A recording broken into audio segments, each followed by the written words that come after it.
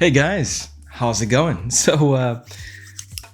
I feel like there's a bit of a difference, or a bit of a confusion, I should say, between gameplay animation and gameplay cinematics, or there's lack of clarity about exactly what each means and how they work, or how we work professionally in cinematics, gameplay, and animation gameplay.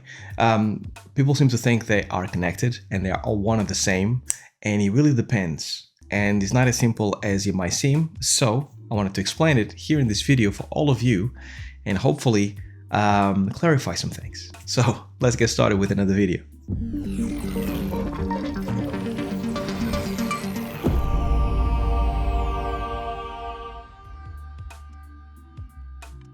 Alright, so welcome to another video.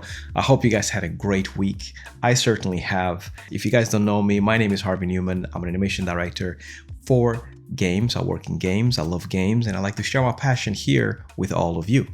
Now, if you guys are new to the channel and if you like this video, after you finish watching it and you digest it and you realize, you know what, this was really helpful. If it does, then please leave a massive like and subscribe and turn the notification so you get notified when more videos like this come about, so you can be one of the first ones to watch, comment, and chat with me about these interesting topics.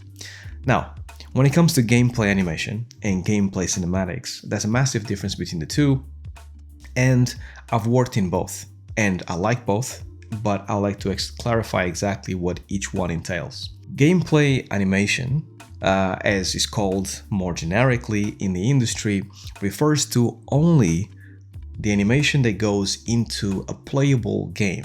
So, if you think about Metal Gear Solid, right, or Nier Automata, when you press a button and the character does something, those animations are gameplay animation. Cinematics are just the things that you see in between your game, right? So I think it's self-explanatory. I think people actually understand a bit more about what cinematics for a game is. But just think about Metal Gear Solid. Metal Gear Solid, normally Hideo Kojima is really big into his cutscenes. So after you play a little bit and you feel good about your gameplay and you feel good about your progress, normally depending on the cadence and the pacing, you get hit with a cutscene, and then you can put a controller down and just watch a little mini movie that explains where the character is, what have you achieved, what kind of things are happening, what have you, right? Your name is Ahab. Forget everything. Your name, your past. So that is a cinematic in gameplay. Now, there's a difference between an animator for gameplay animation and cinematics, because cinematics are very much following in most studios, they are very much following a traditional pipeline, right? So if you think about a film, right, or VFX, when you see those behind the scenes DVDs or CDs, Blu-rays, whatever, and you actually go into like behind the scenes on the Pixar movie or Disney movie, and you see the planning of the whole movie and how it went from storyboard to then finished animation and stuff, cinematics in most studios kind of like looks the same way, right? It's pretty much like a packaged situation where you know where to start and where to end and how many things you have to actually hit in order to tell the story from beginning to end, right? So if you think about cinematics in that way, I think it's really self-explanatory. Now, there's a little twist in there for everybody that wants to get into game cinematics specifically, because thinking about what the game wants to achieve in order to create the cinematics to cater to the game is the best way to go about it, right? So the way I see it, right, and this is not true for all studios, but most studios kind of work this way, is that gameplay is king, right? You know how people say story is king in Pixar and all this? Well, in games, generally gameplay is king. So you are there to cater for an experience for the player, and that experience needs to be played first and foremost, and cinematics needs to actually kind of like help out to actually kind of deliver the story as you play the game, right? But playing the game is crucial. If you think about it, playing the game is super crucial. So what you're doing with your cinematics is you're just slotting in little pieces of the story so you can actually help the player understand better about a situation or to actually kind of like drive the story forward, or flashbacks or flash forwards, anything that needs to happen in order for the player to understand what's going on that perhaps cannot be played, or it's better told by creating a cinematic, right? So this is why cinematics exist in game, but they are there to support the gameplay part of the game, right? Now, gameplay animation is much more complicated to explain, complicated to achieve, and we are still trying to figure out exactly how things work depending on the studio that you work in, right? I feel like there's no set formulas just yet about how to create gameplay animation, because each game is different, workflows are different, engines change, all kinds of variants and variables. Now, gameplay animation normally is where you think about splitting animations into little chunks, right? So if you are doing a run and a jump and a sprint, those three needs to be separated into 3 animations, and then they need to actually connect to each other via animation logic. Logic is what connects, like the connective tissue for all animations that happen in game. Now, gameplay animation, it's a lot of fun and is, to me, where people in animation, if you want to work in games, need to be, because there's something really special about animating something into different parts, but then seeing it come together in game and then have a certain feel for when you press a button. And if that feel is really good, then it means that you made a good job, right? There's no other medium like it, and it's really, really awesome to work in it. Now, it takes a while for you to wrap your brain around what is gameplay animation. I have plenty of videos in my channel, so make sure you check them out about gameplay animation. Search it, you'll get a few options there where I'll explain in more detail exactly what a gameplay animation is in the best of my knowledge. But for you to understand gameplay animation, it really should be like you deciding first in your head, what do you want to do, right? So those things are basically the difference between gameplay animation and cinematics. Now, when it comes to the decision that you have to make, right? I feel like for all those that like games and wants to animate in games, you need to actually ask yourself, what do you prefer? Because really you have a fork in the road here, because you can spend your whole career just doing cinematics for games, or you can spend your whole career doing gameplay animation.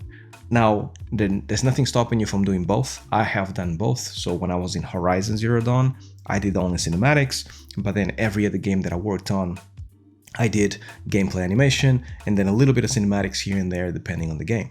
And the reason why I ask you for you to choose between the two is because you kind of have to think about these two different things in a different way, right? So for example, if you are a cinematic animator for games, you could easily apply those skills to be a VFX animator or a film animator, because the pipelines and the way of working is kind of the same.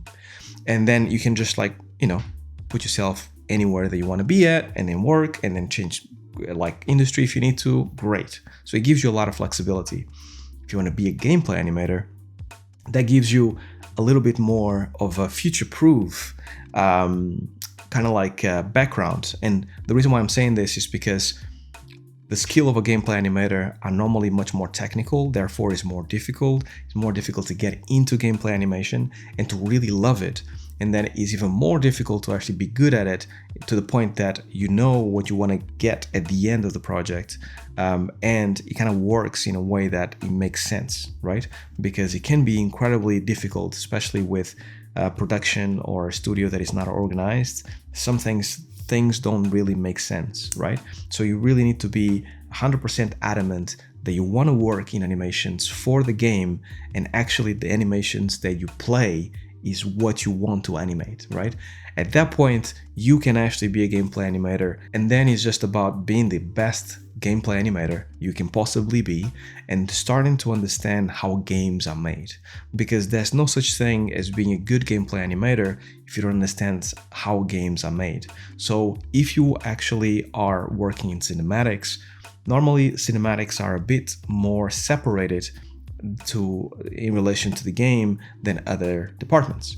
And the reason why this is because they can pretty much work in a silo as long as they actually kind of do their job and make sure that the intersection between the end of the cinematic or the beginning of the cinematic is correct in the game.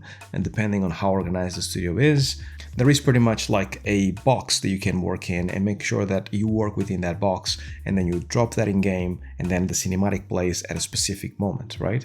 So you can work pretty much like slightly aside from the rest. Obviously, we all work together, but cinematics are very specific, and they can be self-contained in a way.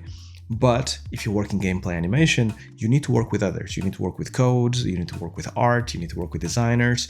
So you need to kind of like find out what is needed for the game in order for you to make the best animations possible. Do they need to be faster, slower, heavier? All of those things needs to be decided by the animation department, design, art, the director. There's so many different options that you need to do, but the collaborative aspect of being a gameplay animator is what I love the most, because being like by myself animating and just basically having a director or supervisor or a lead to kind of like feedback on more of this, less of that, and just keep on going through the motions can be a little bit lonely, at least for me, right? So I kind of like to stand up and go and speak with a designer or an artist or a coder and just ask him, what's in your mind? How can I make it better? I want to do this, but I don't have the tools. Can we have the tools? How can we get the tools? I played this game, it was so awesome. How can we get this in game? All of those things are changes that you're making as an animator, and they are having a real impact in the game, in the final game. And this is why I love so much gameplay animation. But that is basically the difference between what is a gameplay animator and a cinematic animator. Now it's up to you guys to decide where you want to be at, and I hope this clarifies things a little bit for you guys. If this video was useful to you all, then make sure to smash the like button, subscribe, and make sure that you turn on the notifications as well, so you can see more videos like this coming up in your feed. And I can't forget to mention my supporters, all these lovely people that you see on screen right now. They actually help me with my channel every single month, and I highly appreciate it. If you are interested in supporting me in this channel, in what I do, then head over to my Patreon, check out my perks. I think you'll like it. That's all I had for you guys. Until next week, stay well, stay safe. Peace.